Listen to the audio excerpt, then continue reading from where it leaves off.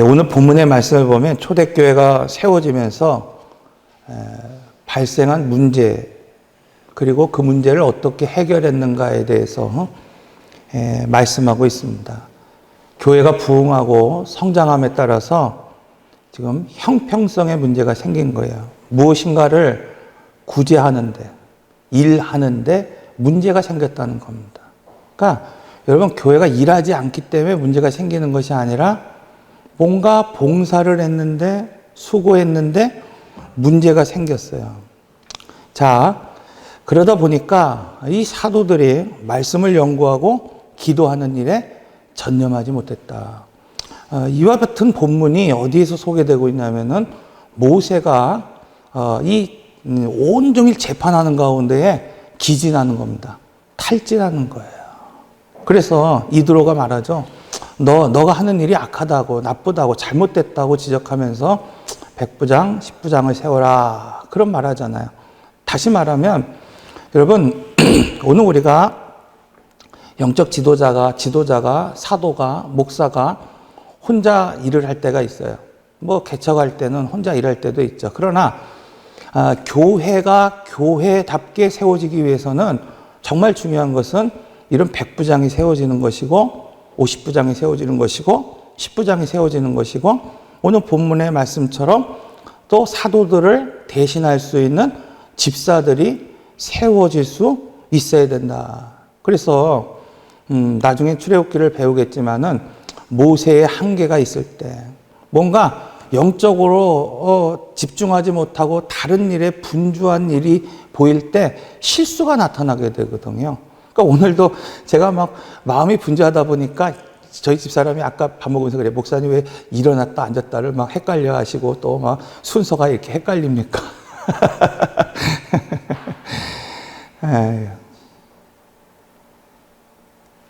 머리가 복잡하면 실수가 나타나는 거예요. 근데 어느 누구도 저한테 목사님 왜 그랬습니까? 이런 사람이 없어요. 여러분, 오늘 우리가 실수가 드러나면은요, 그걸 보는 사람이 있어요. 교회에서 실수가 나타나잖아요. 그걸 보여주는 것은 단순히 선지자처럼 지적하라고 보여주시는 게 아니에요. 왜 보여주실까요? 그걸 돕는 배필이 되라는 거예요. 돕는 배필. 이게 중요한 원칙입니다. 교회를 세워가는 원칙인 거예요. 목사의 한계가 드러나고 부족하면은 여러분, 목사님 왜 이렇게 했으세요? 막 이렇게 막 하는 게 아니라 뭐 하는 거예요? 목사가 그러지 않도록 어떻게 하는 거예요? 도와주는 거예요. 옆에서 도와주는 역할을 하는 겁니다. 장로님이 분주하고 바빠요. 그러면 그 역할들을 누가 해주는 거예요? 재직들이 해줄 수 있어야 된다는 겁니다. 그래서 오늘 해결책이 뭐예요? 성도들 가운데에 일꾼을 택했다, 이렇게 말하고 있어요. 그 일꾼이 오늘날에는 재직이다, 이렇게 말할 수 있는 겁니다. 그렇다고 한다면 초대교회 일꾼을 세운 기준이 뭘까요? 자, 오늘 본문의 말씀을 보면 믿음과 성령과 지혜가 충만한 사람이라는 겁니다. 자, 우리가 성령에 대해서 배울 때에 두 가지를 설명할 수 있어요. 첫째는 내적인 영향력, 내적인 충만함이 있어요. 내적 역할. 두 번째는 외적인 성령의 기름 부음이 있다. 이 두 가지를 설명할 수 있어야 돼요. 그러니까 오늘 우리가 성령의 기름 부음 받았습니다, 나 성령 받았습니다, 이 얘기할 때 막 어떤 분들은요, 저한테 막 그런 얘기를 막 목사님 막 저 성령 받았는데요. 그래서 랄랄랄랄랄랄랄랄랄랄랄 막 이렇게 기도. 여러분, 그렇다고 해서 뭐 성령 안 받았다는 게 아니라, 그러니까 거기에 한정돼서는 안 된다는 거예요. 그러니까 외적 기름 부음과 내적 기름 부음이 같이 가야 되는 거예요. 그래야 온전하게 교회를 세울 수 있기 때문이다. 자, 오늘 본문에서도 일꾼을 세우는데 단지 은사적인 면을 말하고 있는 게 아니에요. 기능적인 면을 말하고 있는 것이 아니라 태도와 자세와 마음의 가짐, 즉 내적인 영향력을 끼칠 수 있는 사람이 누구인가에 대해서 이야기하고 있는 거예요. 예를 들면 구제의 일을 할 때 여러분, 계산이 빠른 사람들이 있어요. 예를 들면 쌀 한 가마니를 가지고 막 분배하면은 몇 그램씩 나눌 수 있다라는 기능적인 면을 잘하는 사람들이 있단 말이에요. 그런데 초대교회 일꾼들을 기능적인 사람으로 뽑지 않았어요. 왜냐하면 내적인 기준으로 삼았다는 거예요. 믿음이 줘야 되고 또 성령과 지혜가 충만한 사람이라 이렇게 말하고 있습니다. 더 나가서 뭐라고 말하고 있습니까? 칭찬받는 사람이어야 된다는 거예요. 칭찬받는 사람이 되어야 된다는 겁니다. 이처럼 내면적인 면이 있습니다.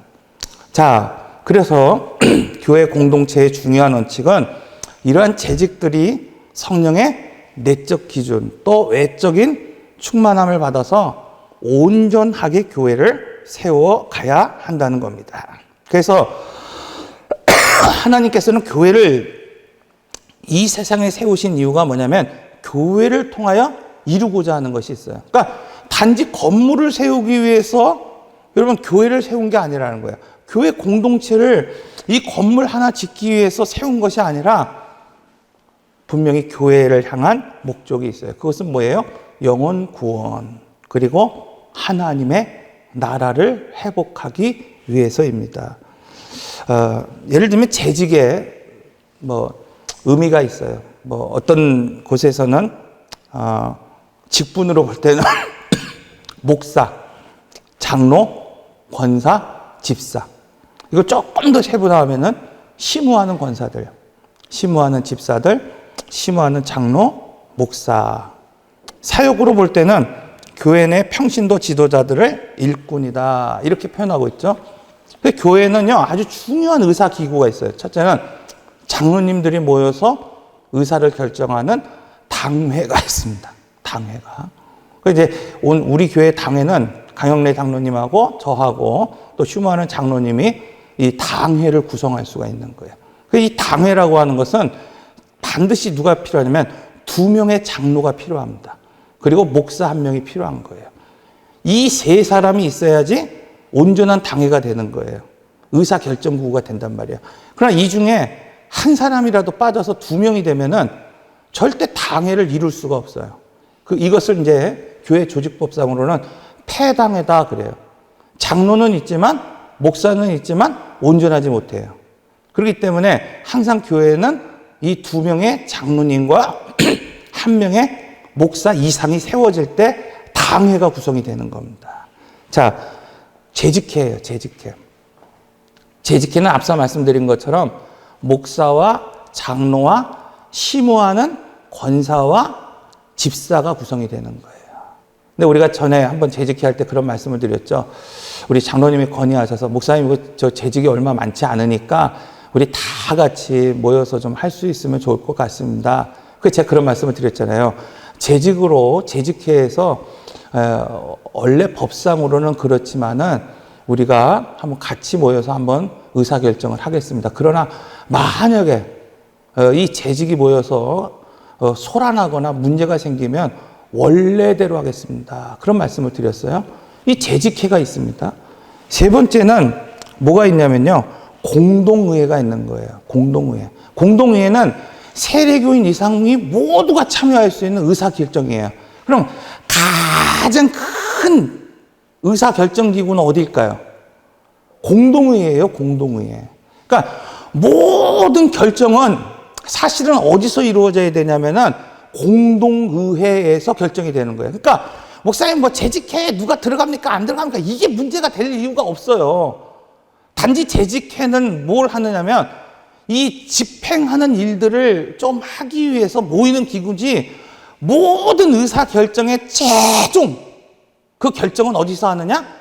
공동의회에서 하는 거예요. 그러니까 내가 세례교인 이상이면은 은퇴했거나 안 했거나 상관없이 뭐 하는 거예요?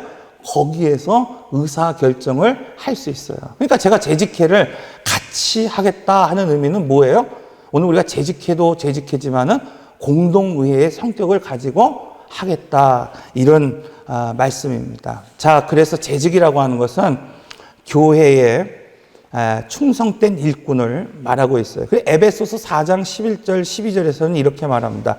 그가 혹은 사도로 혹은 선지자로 복음을 전하는 자로 혹은 목사와 교사로 주셨으니 이는 성도를 온전케 하며 봉사의 일을 하게 하며 그리스도의 몸을 세우려 함이니라. 자, 첫째 뭐라 그랬어요?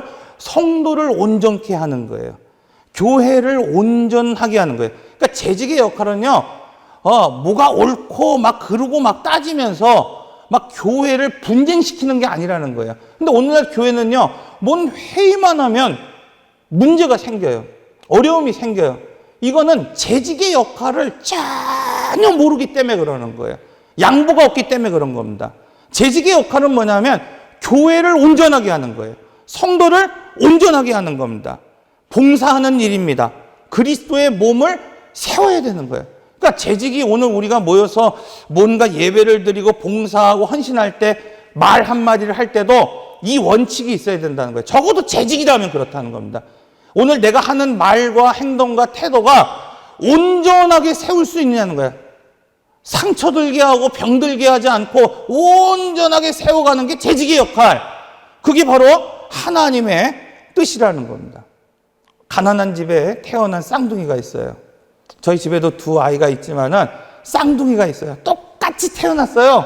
그런데 이 아이들이 성장하면서 다른 인생을 살아버리는 거예요.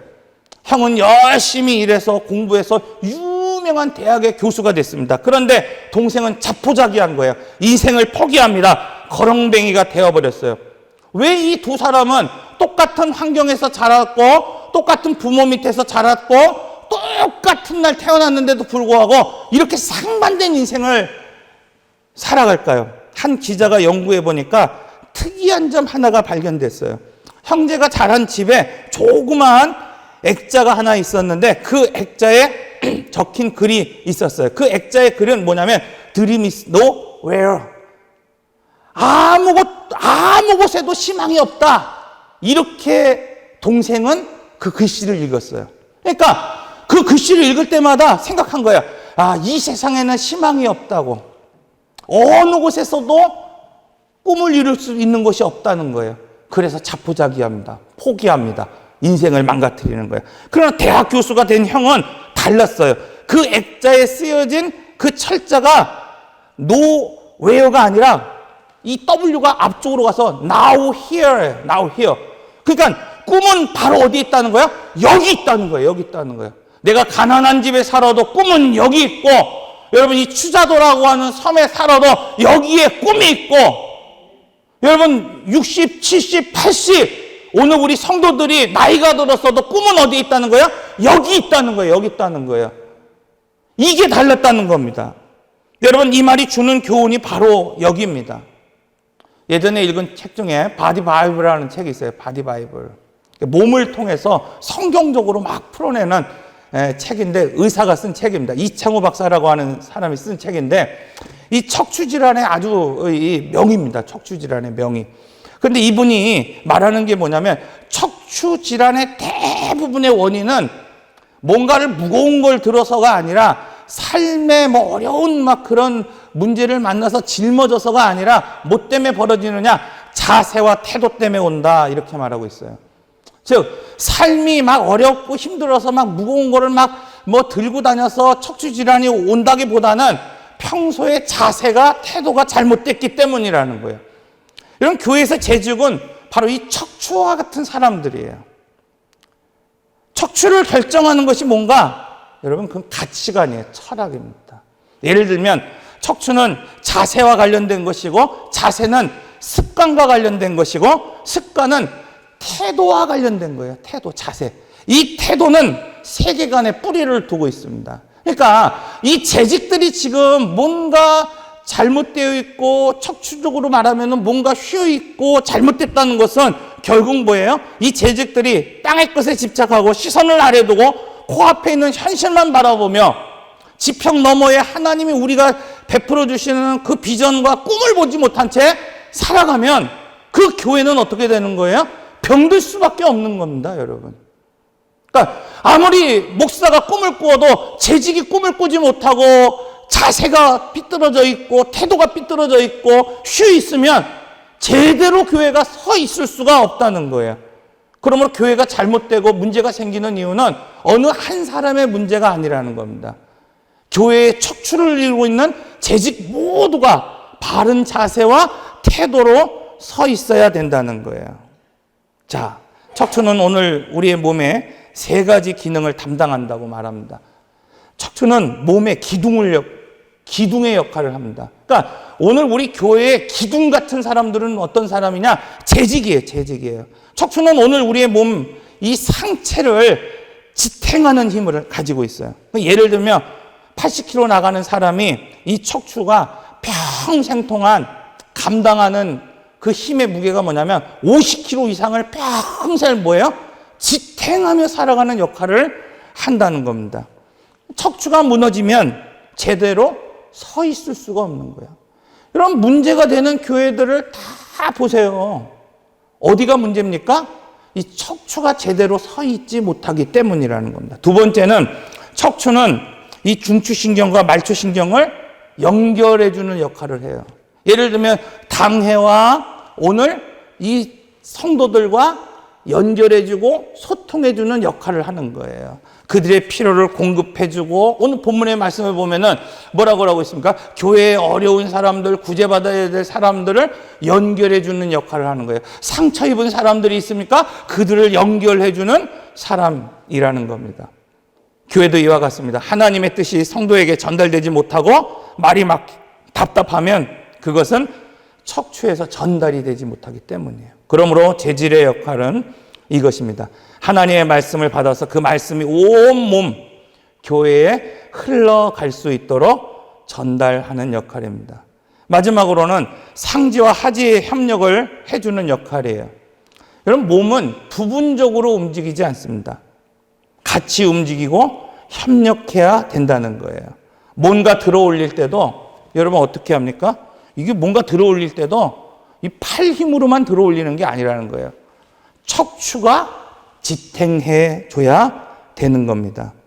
교회가 세워지는 원리, 여러분, 척추가 세워지는 원리가 이와 동일합니다. 그러므로 교회가 세상의 기둥으로서 세계를 떠받들고, 또 오늘 이 재직이 교회의 기둥으로 교회를 떠받들 때 건강한 사회가 되고 또 교회가 될 수 있어요.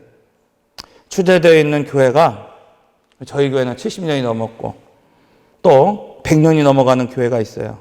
그런데 아직도 들려오는 이야기에 보면은 성숙하지 못한 그런 교회의 모습들이 곳곳에서 나타납니다. 여러분 생각해 보세요. 나이가 먹었다고 아이들이 키가 자랐다고 성숙합니까? 성숙하지 못한 사람들이 있어요. 미성숙한 아이들이 있는 것처럼 미성숙한 부모가 있고 미성숙한 아버지가 있고 미성숙한 성도들이 있어요. 얼마 전에 뉴스를 보니까 초등학생이 교관 선생님을 폭행했다고 뉴스가 나왔다 그래요. 그 뉴스를 잠깐 보니까 이후에 기사를 보니까 그 부모가 누구한테 그런 얘기를 했대요. 이 아이가, 초등학교 이 아이가 교감 선생님을 일방적으로 폭행한 것이 아니라고 그렇게 변명을 했다는 거예요. 제가 그 이야기를 그냥 살짝 흘려 들으면서 참 그런 생각을 했어요. 부모가 미성숙한데, 그렇잖아요. 그 아이가 어떻게 성숙할 수 있습니까? 교회는 목회자가 미성숙하면 성도들도 미성숙해요. 여러분, 교회는 재직이 성숙하지 못하면 어떤 경우도 뭐예요? 그 성도들이, 교회가 성숙할 수 없다는 겁니다. 오늘날 교회가 이와 같아요. 교회가 크다고 오래됐다고 성숙한 것이 아니라는 겁니다. 그러므로 이제 오늘 우리가 해야 될 일은 뭐냐면, 교회가 자랄 수 있어야 되고 성장해야 되지만 더 중요한 것은 바로 교회를 성숙하게 세워가는 재직들이 있어야 됩니다. 오늘 우리 추강교회의 재직들이 이런 기둥처럼 그 역할을 감당하는 그런 성도들 모두가 다 되시기를 바랍니다. 자, 잠시 조금만 더 얘기하면, 재직은 무슨 일을 할 때 기능도 중요해요. 그러니까 여기에 목사보다 다 잘하는 게 많으실 거예요. 제가 뭘 할 줄 알겠습니까? 고기를 잡을 줄 압니까? 제가 뭐 전기를 고칠 수 있습니까? 뭐 그런 부족한 게 많잖아요. 그런데 오늘 본문에서 재직을 세울 때에 이 사도들이 기능으로 세우지 않았다는 거예요. 기능으로 세운 것이 아니라 뭐냐면 교회의 무게를 버티고 일으켜 세울 수 있는 태도와 자세를 가진 사람이라는 거예요. 여러분 생각해 보세요. 교회가 기능을 못해서 문제가 생기는 게 없어요. 그렇지 않아요? 뭐가 문제냐면 태도가 바르지 못하면 그때부터 문제가 생기는 겁니다. 오늘도 수고하신 분들이 계시고 또 이렇게 열심히 봉사하시는 분들이 계시고 그런 분들 때문에 교회가 든든하게 세워지지만은 사실은 더 중요한 건 이분들의 태도 때문에 교회가 세워지는 겁니다.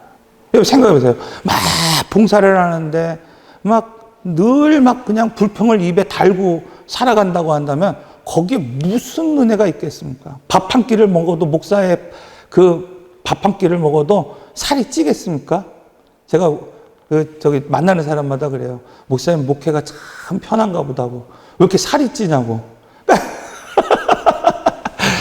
여러분, 제가 밥 먹는 게 맛있으니까 살이 찌지 않겠어요? 아니, 그 밥 하나 누가 교인들이 저기 식당에서 봉사할 때 막 그 음식을 내다올 때, 내 마음이 불편한 거예요. 목사의 귀까지 들어오면은 온 교우가 다 아는 일 아닙니까? 제가 얼마나 불편하겠어요. 그럼 살이 찌겠습니까? 그렇잖아요. 그러니까 태도에 관한 일이에요. 그 태도가 바르게 돼야 된다. 두 번째는 아까 말씀드린 것처럼 연결에 관한 문제예요. 교회는 맡겨진 일만 잘한다고 재직이 아니라 막힌 사람이 없는가, 상처받은 사람이 없는가, 이걸 확인할 수 있어야 돼요. 계속해서 확인하는 거예요. 누군가가 교회에서 이야기를 나누면은 그 말씀에 상처가 되지 않도록. 그래서 바울은 이런 얘기를 하잖아요. 만약에 누군가 내가 제사의 음식을 먹는 것도 내가 먹어도 되고 안 먹어도 되는 거예요. 여러분 여기 제가 보니까 가끔 보니까 바다에 나가면은 바다에 막 고사 지내는 것처럼 하는 분들이 있더라고요. 제가 이렇게 유심히 이렇게 봤어요. 뭘 차려놓나 이렇게 봤어요. 제 집사람 빨리 가자고 막 그러는데 제가 이렇게 봤어요. 만약에 그분들이 고사를 지내고 난 다음에 옆에 있는 사람한테 제가 목사인지도 모르고 이걸 건네주면 제가 먹어도 될까요? 안 될까요? 먹어도 돼요. 그게 우리가 새벽 예배에 말씀드린 것처럼 어떤 사단의 권세도 오늘 우리에게 영향력을 끼칠 수 없기 때문에 그렇습니다. 그런데 만약에 누군가가 믿음이 약한 사람이 목사님이 고사떡 먹는다고 믿음이 흔들릴 것 같으면 그 떡을 먹으면 됩니까? 안 됩니까? 이게 원칙이라는 거예요. 이게 원칙이라는 거예요.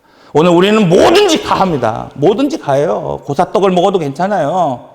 그런데 만약에 오늘 우리 성도들 중에 믿음이 약한 사람들이 내가 하는 행동 때문에 상처를 입을 사람이 있고 내가 하는 행동 때문에 뭔가 상처를 입을 모습이 있다고 한다면 나는 뭐예요?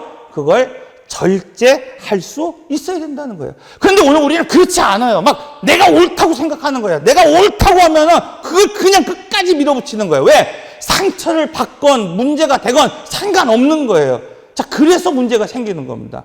교회의 모든 원칙은, 목사의 모든 원칙은, 여러분, 목사가 정당하다고 생각하는 것, 옳다고 생각하는 것, 그게 복음 외의 것이라고 한다면 얼마든지 양보할 수 있어야 되는 거예요. 왜? 교인들이 상처받지 않고 온전하게 세워져 가야 하기 때문에 그렇다는 거예요.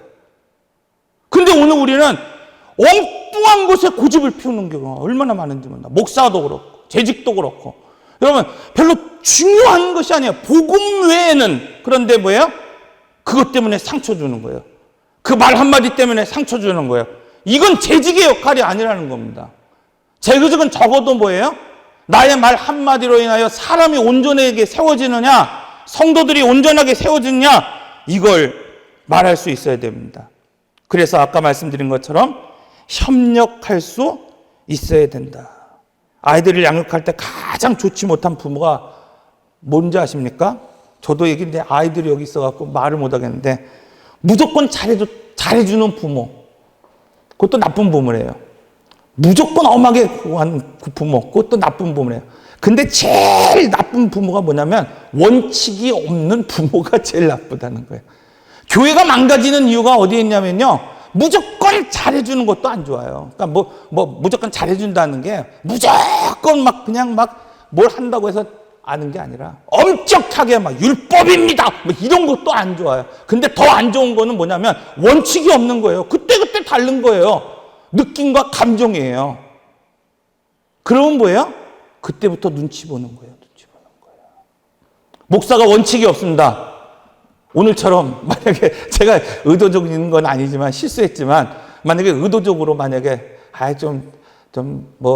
내 마음대로 예배를 드려야지 그러고 시간도 될 수 있는 대로 그냥 오늘은 사람이 안 모일 것 같으니까 그냥 오늘은 그냥 다 온 것 같으니까 50분에 예배를 시작하고 아니면 예배 순서 가운데 귀찮으니까 그냥 뛰어 넘어가고 이게 느낌대로 감정대로 세워진다고 생각해 보세요. 그러면 뭐예요? 교회가 망가지는 거예요. 재직도 마찬가지입니다. 재직의 모임도 마찬가지예요. 원칙이 있어야 되는 거예요. 기다려줄 줄 알아야 되고 그 사람이 세워질 때까지 지킬 수 있는 원칙이 필요하다는 겁니다. 그래서 재직회를 하는 이유가 거기에 있는 겁니다. 공동회를 하는 이유가 거기 있는 겁니다. 당회를 하는 이유가 거기 있는 거예요. 여러분 목사 마음대로 못 하겠습니까? 교회가요 목사 마음대로 하려고 그러면요 아까 말씀드린 폐당회 만들어 놓으면 됩니다. 폐당회 만들어 놓으면 당회로 모일 필요가 없는 거예요. 장로님과 저와 같이 이야기할 필요가 없는 거예요. 왜? 목사 마음대로 할 수 있어요. 목사 마음대로 할 수 있단 말이에요. 근데 뭐예요? 당회로 모입니다. 재직회로 모입니다. 공동회로 모입니다. 얼마나 많은 생각과 많은 판단이 있겠어요. 그런데 중요한 것은 여러분 여기서 결정하는 겁니다. 여기서 결정하는 거예요. 만약에 연관 계획을 우리가 7월 달에 목사가 새로 왔기 때문에 재직회를 통해서 연관 계획을 다시 꾸릴 거예요. 그러면 그 계획 안에서 재직들이 원칙을 가지고 움직일 수 있도록 하는 게 뭐예요? 재직회예요. 재직회. 한번 정해놓으면 정말 특별한 이유가 아니면 그걸로 어떻게 해요? 집행하고 회의하고 같이 나가는 거예요. 이게 필요하다는 거예요. 그래서 재직에 있어서 가장 중요한 건 일관성이 필요해요. 일관성. 두 번째는 지속성이 필요하다는 겁니다. 오늘 다양한 걸 얘기하느라고 조금 이야기가 좀 되지만은 제가 생각할 때 재직회를 앞두고 재직들이 조금 같이 좀 다시 한번 마음을 잡고 역할을 좀 나누기를 바라는 마음으로 오늘 말씀을 좀 나눴습니다. 오늘 우리 교회가 이런 재직의 원칙 또 모습들로 세워져서 저 교회가 정말 든든하게 세워지는 그런 교회가 되기를 바랍니다.